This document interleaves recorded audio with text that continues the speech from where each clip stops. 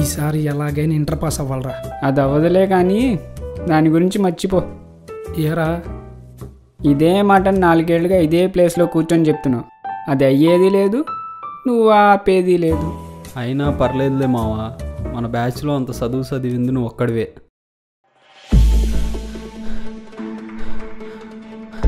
అరే మామ, పక్క వీధిలో ఒక అమ్మాయి వచ్చిందిరా, కత్తిలా ఉంది. మొన్న కూడా అలాగే కత్తిలా ఉందన్నావు, అక్కడికి వెళ్ళి చూస్తే తుప్పట్టిన కత్తిలా ఉంది. అది కూడా కత్తేగా అని చెప్పాడులేరా. నిజంగా బాగుందిరా. ఆ బీటెక్ బ్యాచ్లో కూడా లైన్ వేస్తున్నారు. అయితే మనం దిగాల్సిందే.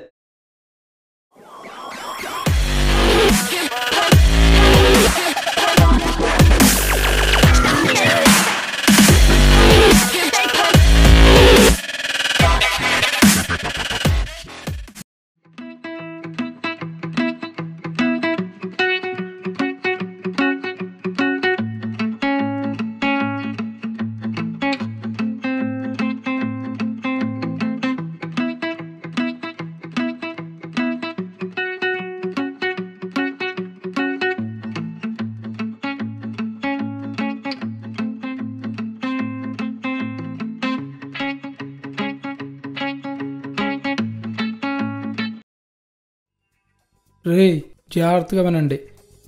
ఇప్పుడు నేను చెప్పేది కొంచెం కష్టంగానే ఉంటుంది, కానీ తప్పదు. ఏంటిది? రేపటి నుంచి మనం ఎర్లీ మార్నింగ్ 7కే లేగలరా.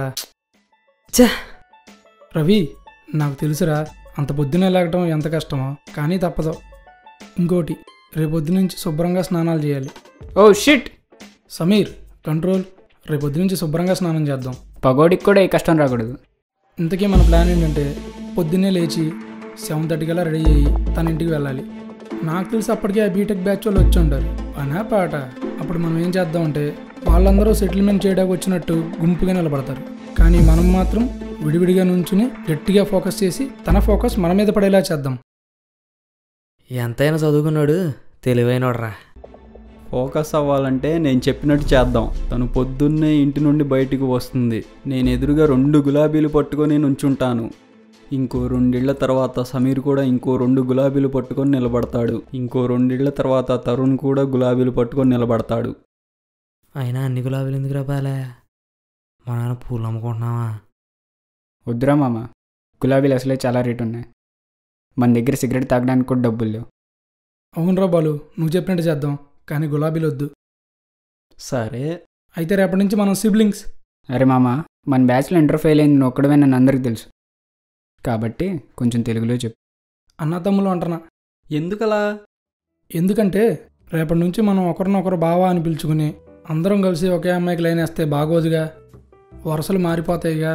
అందుకే రేపటి నుంచి మనం బ్రదర్స్. ఎంతైనా చదువుకున్నాడురా. కానీ ఆ అమ్మాయి మనలో ఒక్కడికే పడాలి, వాడో ఇంటివాడు అవ్వాలి. అవునరా, ఎన్నాళ్ళని నలుగురం ఒకే సిగరెట్ తాగుతాం. ఓకే, రేపు మనం ఇదే ఫాలో అవుదాం, ఆ అమ్మాయిని పడేద్దాం. ఓకే.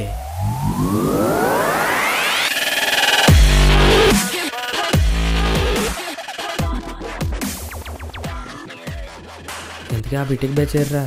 వీళ్ళ వల్ల కాదని అర్థం ఉండిద్ది, అందుకే రాలా. అయినా యాదవులు తాడు పెరిగినట్టు పెరిగారు. ఎవడైనా అందంగా ఉన్నాడా?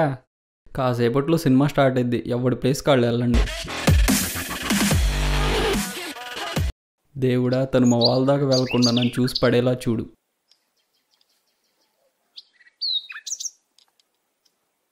ఏంట్రా వచ్చి నా పక్కన నుంచున్నారు? నిన్న వాడు ఏం చెప్పాడు గుర్తులేదా? వాడు చెప్పిందేమో కానీ నువ్వు అన్నది మాత్రం గుర్తుంది. నేనేమన్నా? ఎన్నాళ్ళని ఒకే సిగరెట్ నలుగురం తాగుతా ఉన్నావు కదా, పైగా ఇవాళ సిగరెట్ డబ్బులు కూడా నీ దగ్గర ఉన్నాయి. అయినా అది మనం పడుద్దో లేదో తెలీదు. దానికోసం రోజు మొత్తం దాకా కొంచెం సిగరెట్ కూడా వదులుకోవటం నాకు ఇష్టం లేదు. నేనేదో సరదాగా అన్నారా? ఏమరా బాబు, చదువుకున్న వాళ్ళు నమ్మలే. రే, నేను మీ ఫ్రెండ్ని రా. మా అయ్య ఎప్పుడూ చెప్తుండేవాడురా, ఫ్రెండ్ని ఎక్కడైనా నమ్మొచ్చు కానీ మందు సిగరెట్ దగ్గర నమ్మకూడదని.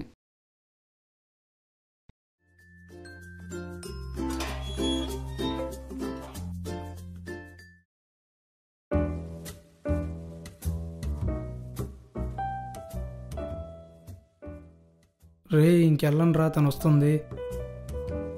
నాకు సిగరెటే కావాలి.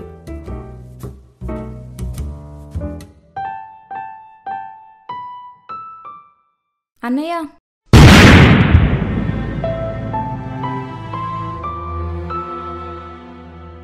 ఇప్పుడు వీడి పొజిషన్ ఏంటి? వాడు మనకి బ్రదర్ కాదు, బ్రదర్ ఇన్ లా. అని ఒకసారి ఫోన్ ఇవ్వా.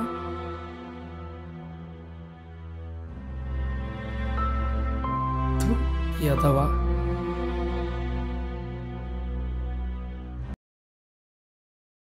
డబ్బా ఫోన్, ఇందులో బ్యాలెన్స్ కూడా లేదు. అన్నయ్య అని పిలిస్తే బ్యాలెన్స్ లేని డబ్బా ఫోన్ ఇవ్వకుండా పోస్ట్ పెయిడ్ సిమ్ వేసి ఐఫోన్ ఇస్తారా? ఎల్లహా యదా ఎండి చేపలు అమ్ముకునే ఫేసును నువ్వును అన్నయ్య అంట అన్నయ్య. సచ్చినోడా.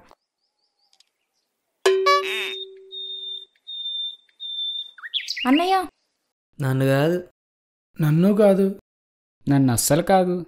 మరి ఎవరిని పిలిచిందో ఎలా తెలిసేది? డిస్పర్స్. తెలుగులో. ఎవడి దారుణడు దబ్బండే.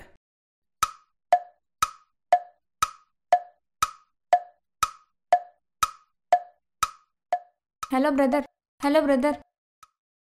సారీ అండి, మీరు పొరపాటు పడుతున్నారు. అది నేను కాదు, అక్కినేని నాగార్జున. హా? అయ్యో మీరేం ఫీల్ అవ్వకండి, ఇందులో మీ తప్పేం లేదు.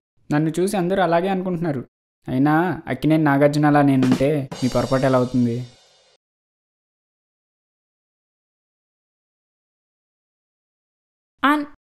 ఆగాగు, నేనే వస్తున్నా. నీకు ఫోనేగా కావాల్సింది. హాయ్ శ్రీ.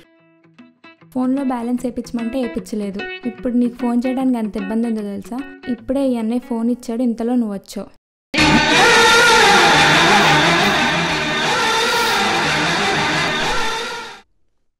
సారీ డార్లింగ్, ఇప్పుడు వేపిస్తాలే. ఫు యదవా.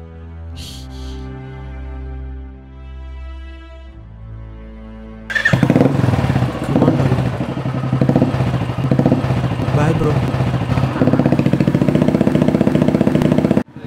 అమ్మాయి నేను సేఫ్. బాయ్ గడ్డం అన్నయ్య. చీ దీని మమ్మీ.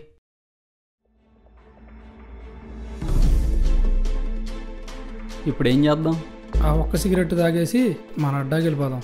అయినా బీటెక్ బ్యాచ్లు సైడ్ అయినప్పుడైనా అర్థం చేసుకుని ఉండాల్సింది. కరెక్ట్. ఎంతైనా వాళ్ళు చదువుకున్న వాళ్ళరా. ఆ?